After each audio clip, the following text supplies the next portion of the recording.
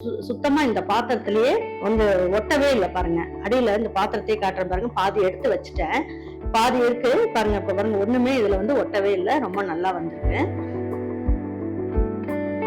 இன்னைக்கு நம்ம பார்க்க போறது ஒரு சூப்பரான மட்டன் பிரியாணி தான் பார்க்க போறோம்.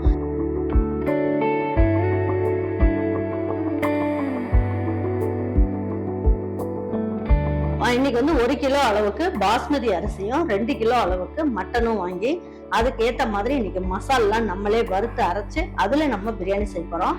வாங்க இதை எப்படி ஈஸியா நல்ல டேஸ்டா எல்லாருக்கும் பிடிச்ச மாதிரி ஹோட்டல்ல எல்லாம் கிடைக்கிற மாதிரி எப்படி செய்யலாம் அப்படிங்கறத வீடியோக்குள்ள போய் பார்ப்போம்.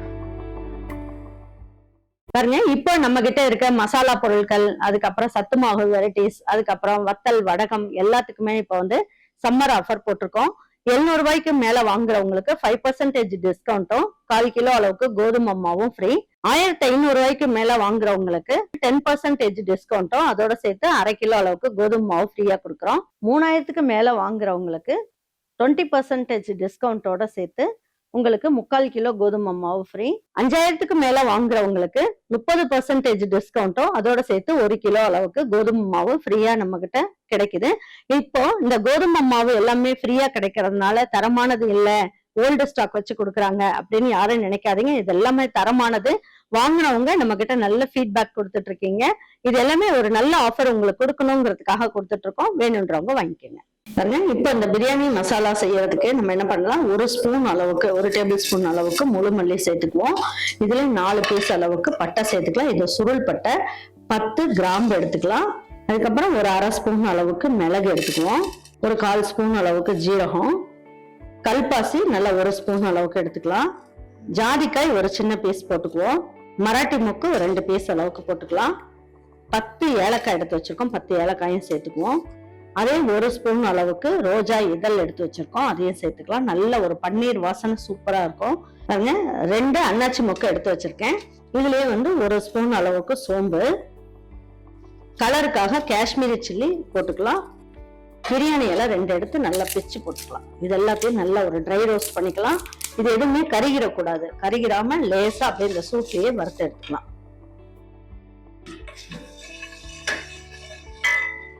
பாருங்க, இந்த அளவுக்கு நல்லா வறுத்தாச்சு. இதை எடுத்து போட்டுடலாம். இப்போ இந்த மிக்ஸி ஜார்ல போட்டு நல்லா நல்லா நைஸ் பவுடரா அரைச்சிட்டு வந்துடலாம். பாருங்க, 2 பச்சை மிளகாய் எடுத்துக்கலாம். இஞ்சி வந்து ஒரு 5 துண்டு அளவுக்கு எடுத்துக்கலாம். இதுல 225 கிராம் அளவுக்கு நம்ம பூண்டு எடுத்துக்கலாம். இதை அரைக்கிறதுக்கு உங்களுக்கு தண்ணி எதுவும் தேவைப்பட்டதுன்னா நமக்கு தயிர் வந்து சேர்ப்போம் இல்லையா, அந்த தயிரை வந்து இதுலயே போட்டு நம்ம அரைச்சிக்கலாம். இதுல வந்து நான் 1 கப் அளவுக்கு தயிரும் சேர்த்துக்கிறேன். தயிரும் சேர்த்து நம்ம வந்து நல்லா நைஸா அரைச்சிட்டு வந்துடலாம். பாருங்க, இது 1 கிலோவுக்கு இதுல 5 கரண்டி அளவுக்கு நம்ம கடலை எண்ணெய் ஊற்றிக்கலாம். இதுல 2 கரண்டி அளவுக்கு நெய் சேர்த்துக்கலாம். பாருங்க, இப்ப ஸ்டவ் ஸ்லோவா வச்சுக்கலாம். எண்ணெயும் நெய்யும் காஞ்சிருச்சு. இதுல 3 பட்டை எடுத்து வச்சிருக்கேன், போட்டுக்கலாம். 3 கிராம்பு எடுத்து வச்சிருக்கேன், போட்டுக்கலாம். 3 ஏலக்காய் எடுத்து வச்சிருக்கேன், போட்டுக்கலாம். அதுக்கப்புறம் அன்னாச்சி முக்குல 3 பீஸ் அளவுக்கு அன்னாச்சி முக்கு எடுத்திருக்கேன். 2 கல்பாசி எடுத்திருக்கேன். இதுல பிரியாணி இலைய 3ஆ பிச்சிருக்கேன், அதையும் போட்டுக்கலாம். போட்டு நல்லா ஒரு வதக்கிக்கலாம். இது நல்லா வந்து பொரிஞ்சிருச்சு. இப்ப 4 பெரிய வெங்காயம் கட் பண்ணி எடுத்து வச்சிருக்கேன், இதையும் வந்து நல்லா வதக்கிக்கலாம்.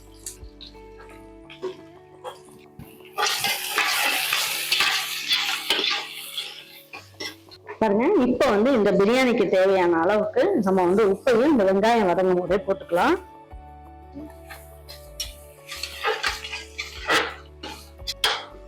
நல்லா வதங்கட்டும், அப்படியே விட்டுருங்க ஒரு 3 நிமிஷத்துக்கு. பாருங்க, வெங்காயம் வந்து நல்லா செவந்து வரணும். அந்த அளவுக்கு நல்லா வதக்கிட்டோம்னால பிரியாணி வந்து நல்ல டேஸ்ட் கொடுக்கும். அதனால இன்னும் கொஞ்சம் நேரம் எண்ணெய் நெய்லயே வெங்காயம் வந்து நல்லா வதங்கட்டும். இந்த வெங்காயம் வதங்கும் போதே நம்ம இதுல வந்து கொஞ்சமா புதினா இலை சேர்த்துக்கலாம். இதுலயே கொஞ்சமா கொத்தமல்லி இலையும் சேர்த்துக்குவோம். சேர்த்துட்டு நல்லா வதக்கிக்கலாம். பாருங்க, வெங்காயம் நல்லா இந்த அளவுக்கு நல்லா வதங்கிடுச்சு.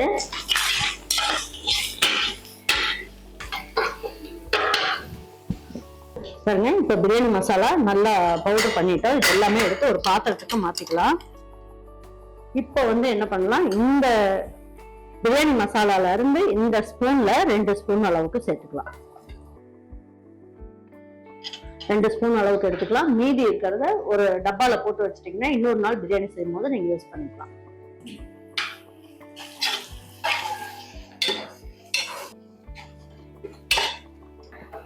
பாருங்க, வெங்காயம் நல்லா வதங்கிடுச்சு. நம்ம இதுல கரம் மசாலா அரைச்சிருந்தோம் இல்லைங்களா, பிரியாணி மசாலா, அதுவும் சேர்த்துட்டோம். பாருங்க, இஞ்சி பூண்டு பேஸ்ட்டும் நல்லா அரைச்சி வச்சிருக்கோம். இதையும் நம்ம இதுல சேர்த்துக்கலாம்.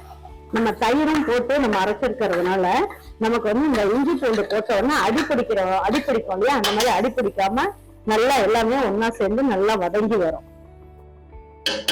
இப்ப வந்து என்ன பண்ணலாம், நம்ம தக்காளி 4 தக்காளி எடுத்திருக்கேன். 4 பெரிய வெங்காயம், 4 தக்காளி. 1 கிலோ அரிசிக்கு இதுவே சரியா இருக்கும்.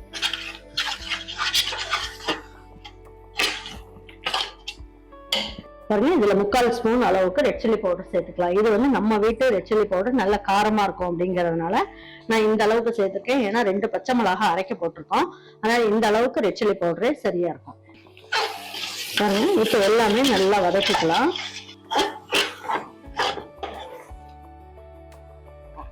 இப்போ 2 கிலோ அளவுக்கு மட்டன் எடுத்து இதுல சேர்த்துக்கலாம்.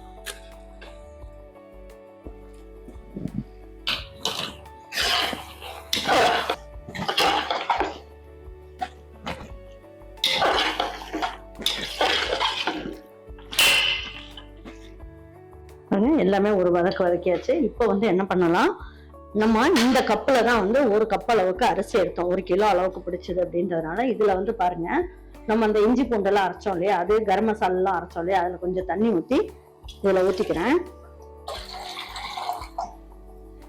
இதுல 1 கப் அளவுக்கு நம்ம வந்து பிரியாணி அரிசி போட்டோம்னா இதுல 1.25 கப்பு தான் நமக்கு தண்ணி தேவைப்படும், பாஸ்மதி அரிசின்றதுனால. இப்போ இதுல இந்த 1/4 கப் அளவுக்கு தண்ணியை மட்டும் நம்ம இதுல சேர்த்துக்கலாம்.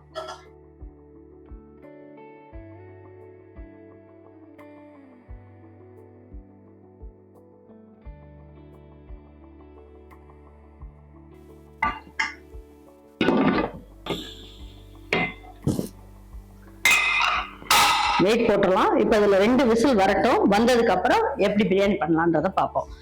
பாருங்க, ஸ்டீம்லாம் போயிடுச்சு. இப்ப எடுத்துடலாம்.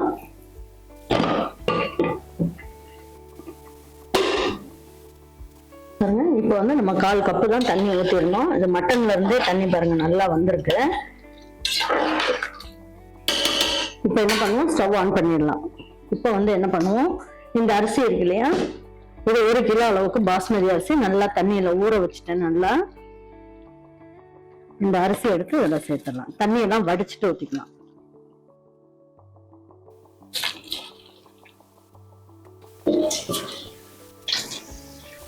இப்போ வந்து நல்லா ஒரு வாட்டி கலந்து விட்டுக்குவோம். அப்பதான் வந்து இதுல இருக்க உப்பு காரம் இந்த அரிசியிலேயே நல்லா பிடிச்சிக்கும். லேசா கலந்து விடுங்க, ரொம்ப கலந்து விட வேண்டாம்.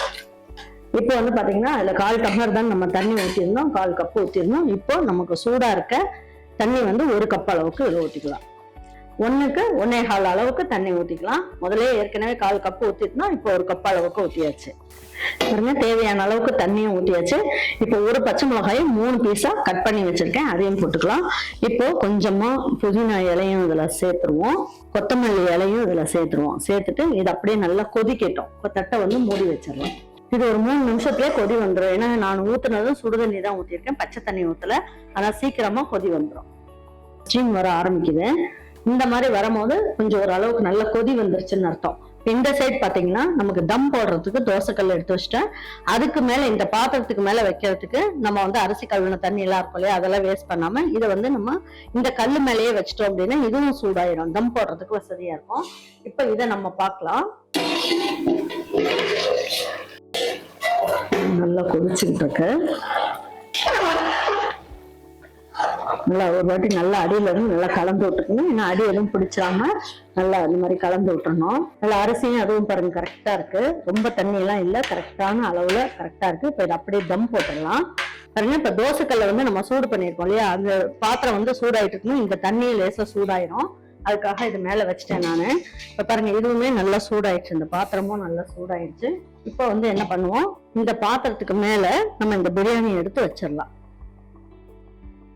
நல்லா ஒரு வாட்டி இப்படி கலந்து விட்டுட்டு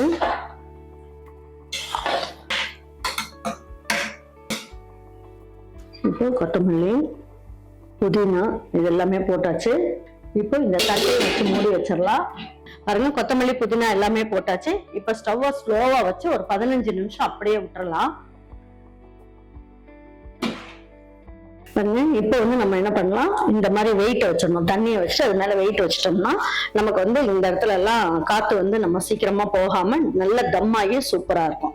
இப்போ நம்ம 15 நிமிஷம் ஸ்லோ ஃபிளேம்ல அப்படியே விட்டுறலாம். அதுக்கப்புறமா நம்ம பார்க்கலாம். பாருங்க, குக்கரை ஓபன் பண்ணி பார்க்கலாம். இந்த தம் எல்லாம் வச்சிருந்தாலே எல்லாம் எடுத்துட்டு பார்க்கலாம். பாருங்க, நல்லா பிரியாணி நல்லா தம்மாகி சூப்பரா வந்திருக்கு. வாங்க எடுத்து வச்சு பரிமாறிக்கலாம்.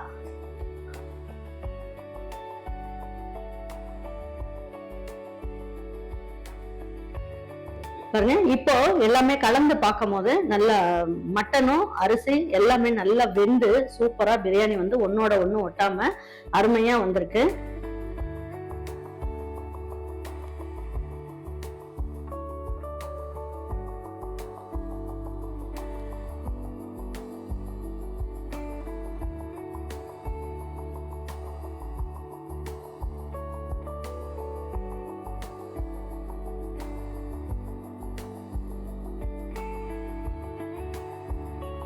பாருங்க, இந்த பிரியாணி ஒன்னோட ஒண்ணு ஒட்டாம மட்டன் எல்லாம் நல்லா சாஃப்டா சூப்பரா வந்திருக்கு.